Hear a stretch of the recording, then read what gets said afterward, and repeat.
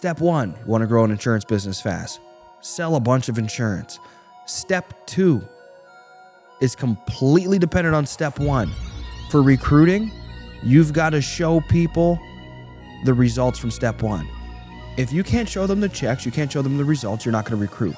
Step 1, step 2. People think it's an overcomplicated business. And growing an insurance business fast is actually probably one of the easiest things you can do in the world right now because you can do it virtually.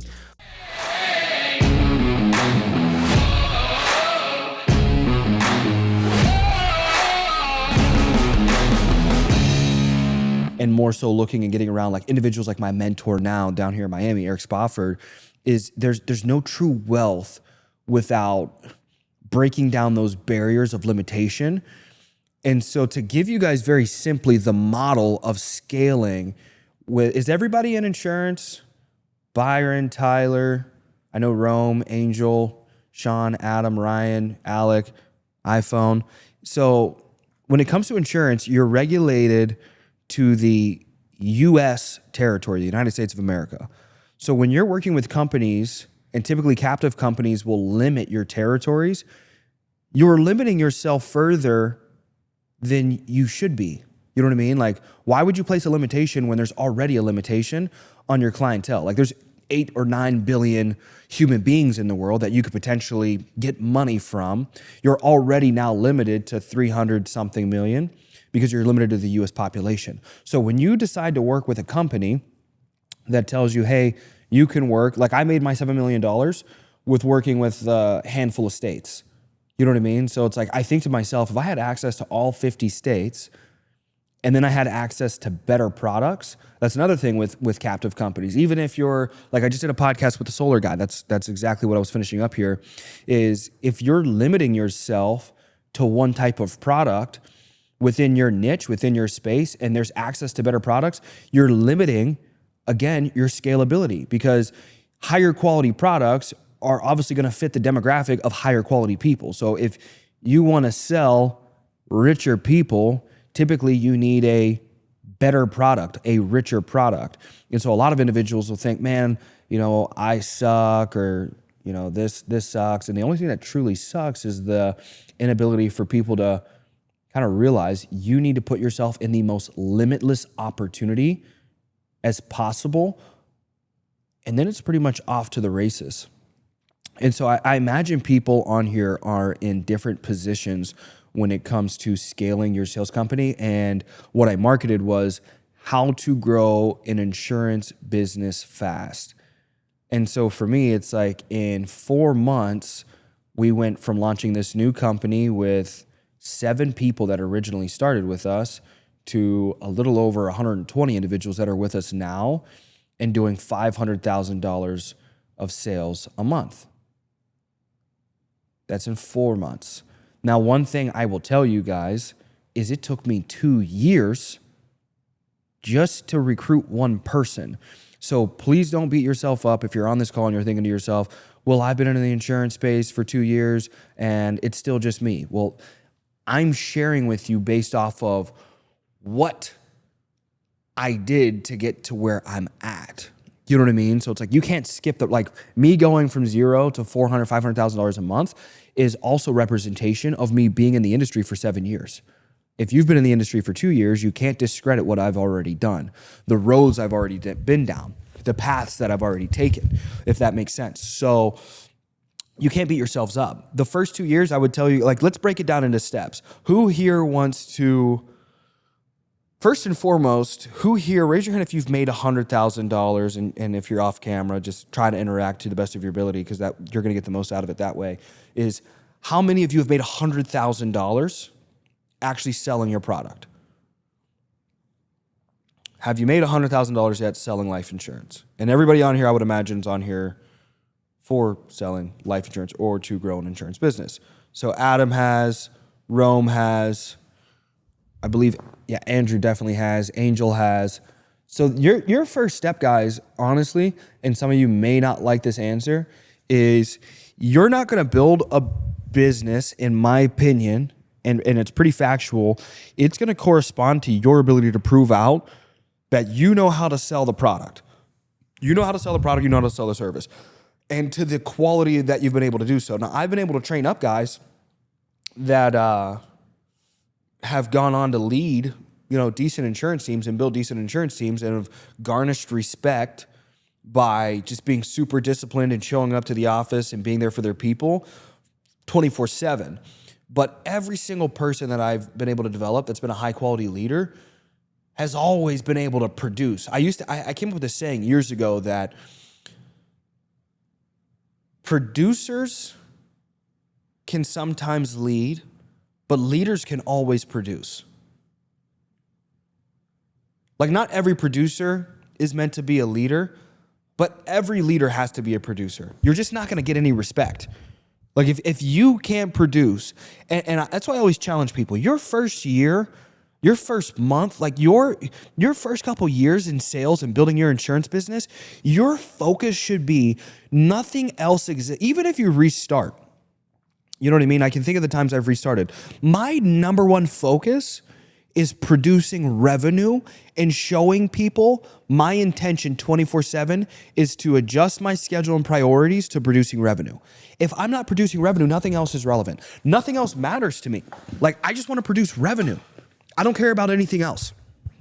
And so the guys that I see come in and they want to play leader and they want to play boss and they want to play these titles and play to their ego and they start spending money. And it's like my old mentor used to say, there's three things that take people out. It's a combination of, one, it's drugs and alcohol, irregular, activity decisions, just being nuts. And two was ego, which, gets us all the times. It's gotten me, it gets everybody, you know what I mean? You get a little too prideful and sometimes it's even hard to just check and analyze and realize. And number three is women. It looks like all of you are men. And if you are interested in the other sex, you like women, then choosing the wrong woman will destroy your life. It'll literally destroy your business. It'll cost you years. And so I think of the individuals, their first couple years in, they make a couple sales, they make a couple bucks, and it's like, man, you know what? I'm too good for this. I don't need to listen anymore. I'm too good for this. I'm going to go out, chase all the girls, and just start blowing money on girls, and I don't need to sell anymore. That's the ego and like drugs and alcohol. It's like, bro, you have no money. If you don't have 6, 12 months in between that time frame, a minimum of your life bills set aside, you should be 24/7. Your number one priority should be, and I love what Andrew went over, is just generating revenue. There's I've got 13 different ways that I share with individuals on how to generate your own leads to generate your own revenue, so you're not codependent on somebody else. Even those of you that are in the captive space, even when I was in the captive space, you don't make $1 million a year working on the limited states with limited resource. That doesn't happen. You have to be resourceful. You have to minimize your codependency. You're like, if you even dream of making close to 7 figures, I promise you, it is not going to happen without step one of you have to build into yourself this insatiable work ethic. You have to have this thirst, this unquenchable thirst, this resiliency of, you have to get possessed. I'm not doing shit else. I would rather die than not make a sale today.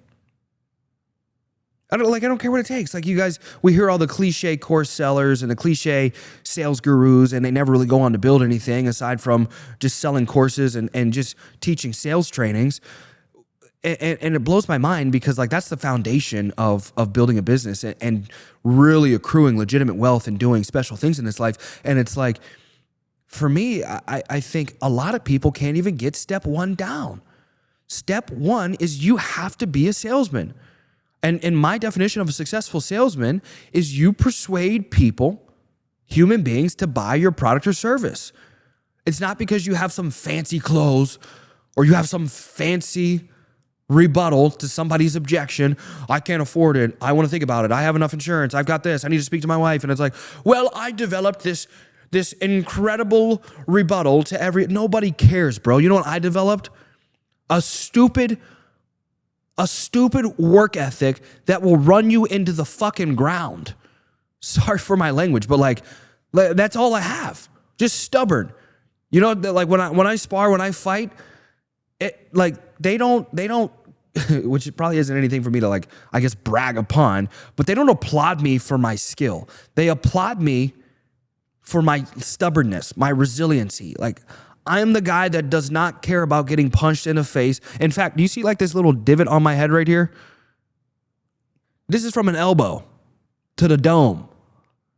I don't know if anybody's ever taken an elbow to the dome, but it doesn't feel good.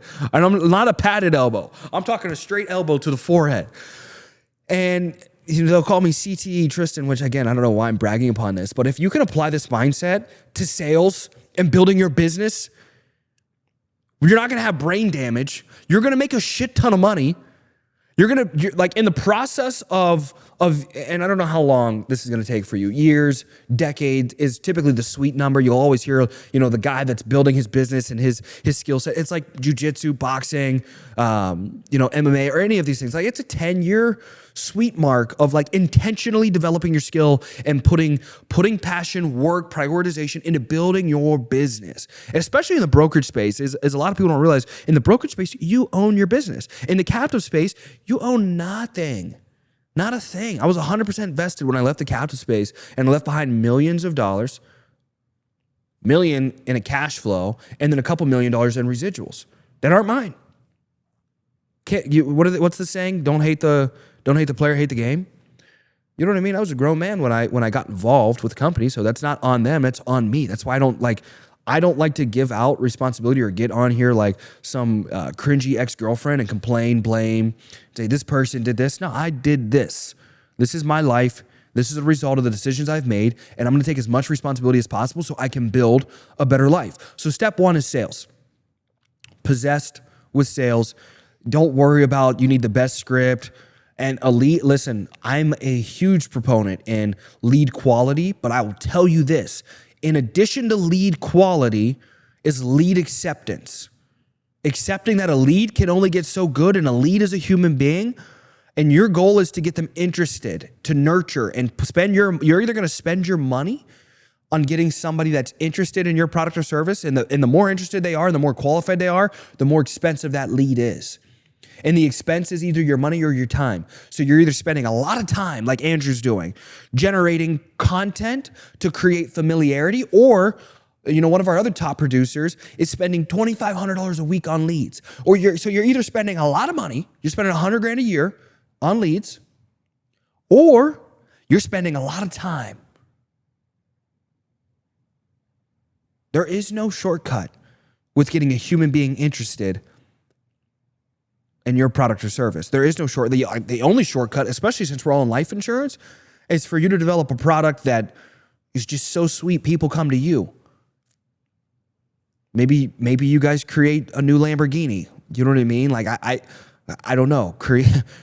Create some diamonds. Listen, I have not been the creative type when it comes to a product or service, but what I am good at is finding a good product. Life insurance is a good product. And then finding people that are interested. I would rather find people that are interested than spending my time on creating people interested or creating the interest within them.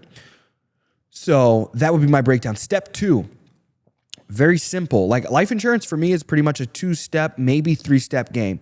Sell. Now we're on to recruit. You can't do step two without step one. The companies that try to do step two, has anybody ever worked with a life insurance company or a sales company that tried to do step two without step one? Just go recruit everybody. You'll figure out sales one day. Go recruit everybody. Go recruit your friends and family. Go recruit. And I'm speaking, not trash talking. I'm speaking based off of what I became a master at. I became a master at convincing people to go recruit. You know why? Because I knew we had dog shit leads. And I knew we had a mediocre product at best.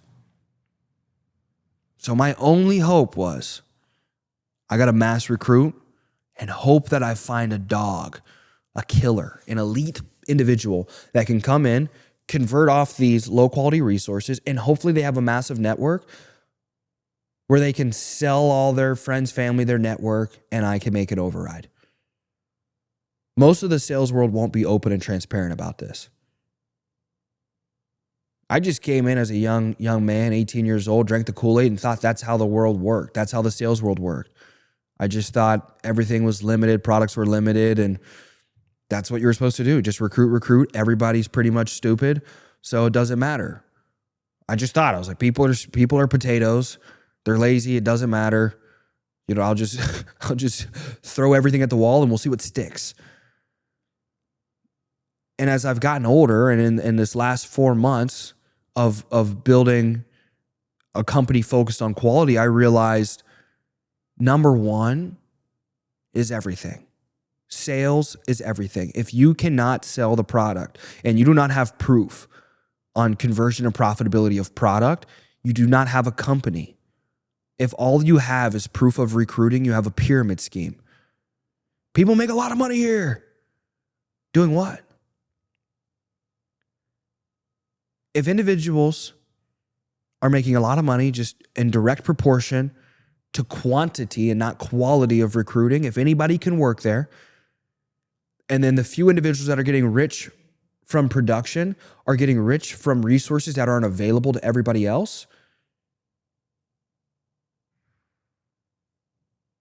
you got to be very careful on the business model that you're creating or that you've decided to work with.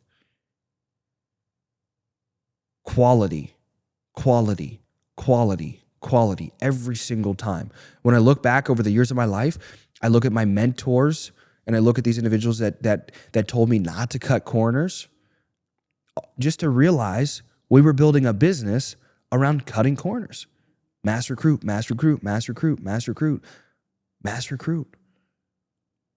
Why wouldn't we take the most important aspect or the most important variable of the business and not cut corners? Quality of people.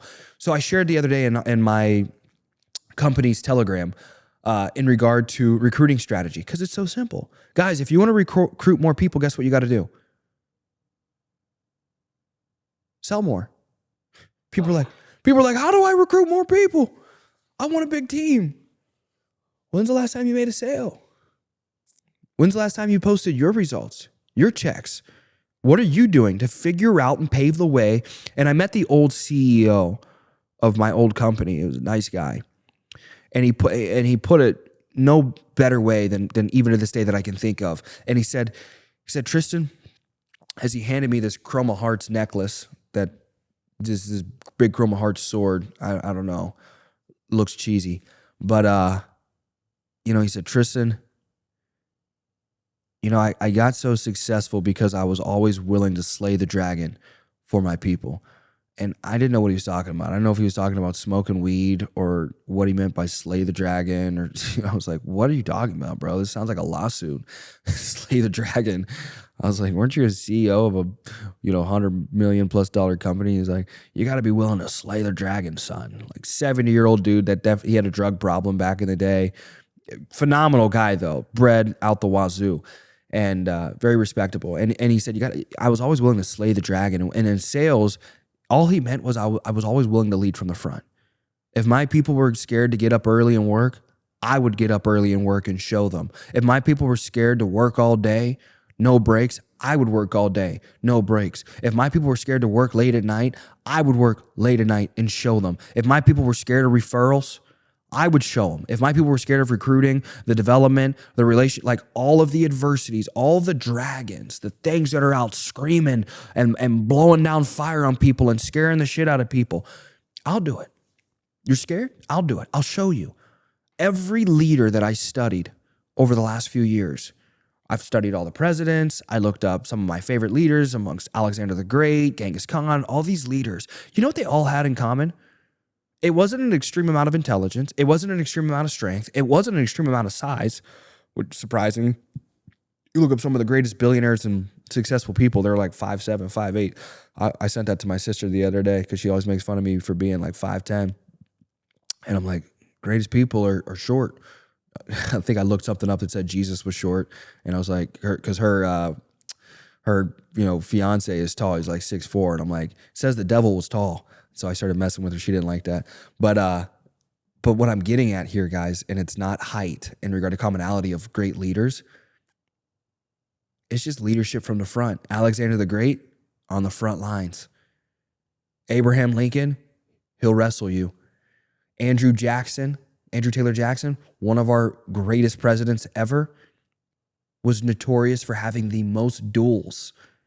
Meaning if we have a problem, I will go outside and settle it with you. I'm not condoning violence. I'm condoning real leadership. If you're tired of your business being stagnant, shut the F up and go sell. Go lead. I don't care if you're in a captive company in the insurance space, you're in a brokerage company. I don't care if you're going to go sell solar, bug spray, you're going to go sell dog crap. It don't matter. If you don't lead from the front in as many aspects of your life, great thing I got from my old mentor, this guy leads from the front in pretty much every aspect of his life. He sold, still sells, you still got to persuade people. He develops himself, leads, all that. You know what I mean? Like, leads from the front. Once you go to church, he's going to church. Wants you to read, he's reading. Like, one great thing that I can say, a lot of good things I got, but like, you have to lead from the front. Leadership is a verb. Step 1, you want to grow an insurance business fast. Sell a bunch of insurance. Step 2 is completely dependent on step 1. For recruiting, you've got to show people the results from step 1. If you can't show them the checks, you can't show them the results, you're not going to recruit. And when you try to recruit around anything else, you recruit potatoes. The people that recruit around culture, around titles, you get exactly what you're portraying. You got a bunch of culture hippies. We're just here for the cold plunges. We're just here for the trophies. We're here for the glizzies. You know what I mean? Like, just lawsuit thumpers, bro. Like, no wonder. Like, stop recruiting around anything aside from results and the integrity of your organization. And be real about it. We want super loyal people, and we want people that do this and do that, cold plunge, do the breathing, and like, no, bro, you want people that are going to increase your top and bottom line revenue for your company and that align with your integrity. Hey, we're honest here. We work hard. We don't cheat. We don't cut corners. And now if you meet the bill in regard to you can contribute to the top line and bottom line revenue, and you can contribute to the integrity, and there's no cancerous compromise to either one of those, we can do business.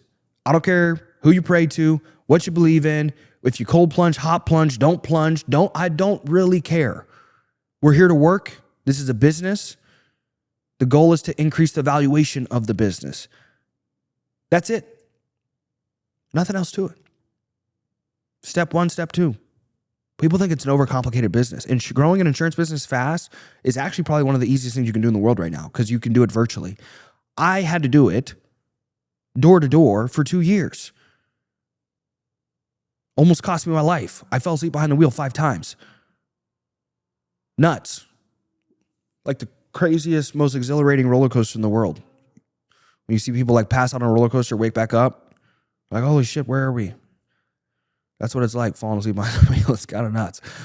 The last thing I would add in there that I think is just foundational, all of this is just relationships. If you don't get into business with the right people, you don't get into business because of the bells and whistles. The real bells and whistles are the people. I hear so many idiots talking about, we have this system, we have this technology, we incorporated this AI, we did this and we did that. Like, you suck. And you have to add all of these Band-Aids to try to cover up how much you suck. This is a very simple business. Are you selling the product and service? And are you recruiting high quality people to come help you move the product and service? So if I had to have a step 3 or a foundational step, it would be relationship alignment. With your executive level individuals, your high quality people, you want to have alignment. And alignment starts with contribution to the value of the company. Again, like, as long as we're not cancerous to one another, you're not subtracting from the quality of my life and the integrity and what I want to represent as a man, as my word, as that's all that I have, we can do business. we can do business. So I believe that is 30 minutes. Does anybody have any questions? I like ChatGPT for everything. I'm gonna keep it 100 with you, bro, because excess research in the insurance space doesn't do anything. Because even if you sat down with because like think in regard to like who would want a significant amount of information, a super rich person because they're buying a massive policy. Maybe they want a bunch of information, and odds are they probably don't want a bunch of information. Anything I've spent tens of thousands of dollars on, if not more, I didn't really care about a bunch of information. I just wanted proof of results. Is this going to work? And is it going to make my life better? But if you are needing to provide someone with a bunch of information, you're no longer speaking with the person acquiring it. You're speaking with their financial advisor. And now you're going to be battling them more than likely because they want the commission. Because the financial advisor is going to get a couple points from so this is the odds of this happening are very slim to none, if that makes sense. Yeah, I wouldn't worry about it. And then if I do need more information for a client, I'm using ChatGPT. And I'm going to sound like an intelligent genius. There's nothing more intelligent than artificial intelligence. Yep. Questions? Anybody else? Going once, going twice. Yes. I got one thing. One way I've been like describing the IUL is like that's like because it's like kind of like a whole life policy, right? That builds way more cash value than a typical whole life policy that builds at 3.4% quarterly compound rate because it's tied to the index, the S&P 500. So that's for me. It's like adding that, like pitching it and like putting it up a certain way. Like it's life insurance, but it just builds a lot more cash value than your typical whole life policy. Like through, for instance, like the last company was a 3.4% quarterly compound rate. And like I've had buddies who've been paying for 5 years at $7 of cash value. And that's crazy to me, because I was told that there's going to be like X amount in there. And, I was sold and told, and then I sold and told the same thing. But this is actually tied to something legitimate, and you can really use that as leverage. That's one thing that I would say, Let's go. With that. Yeah, let's get it. Fire, guys. Does anybody have any other questions? Good to go? I think we're good to go, guys. All right, you guys have a blessed day. Peace.